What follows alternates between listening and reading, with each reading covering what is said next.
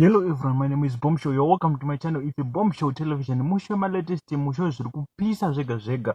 Kana uri munyowa, don't forget to subscribe to our channel. It's a Bombshow Television. Nasi ndava good news. Kana une business raunoita, imborisa mu comment section unoona kuwana nonechi ne customer kana munhu anozvida. Kana une business raunoita ingoriudza mu comment section unoona kusanganochi nemhene. Tiri kuadvertise mahara, tine ka promotion sezvo takapinda 7000 ma subscribers.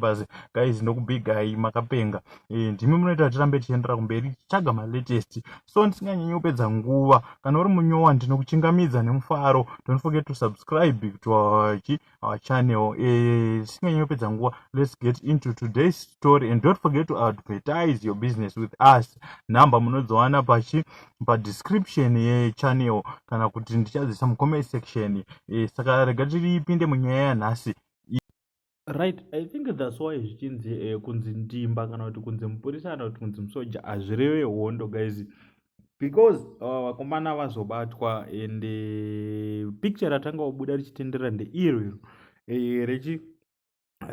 repost yaiswa nauyo patwitter. Then patazoona later vakomana vakatoiswa cheni vachipinda mukoti. Saka hanzi vanga vakachengetwa zvavo paBroadway police apa.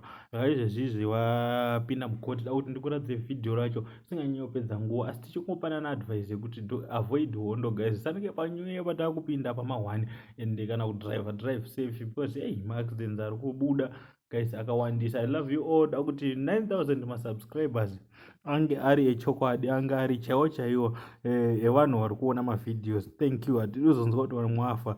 Have a happy new year, guys.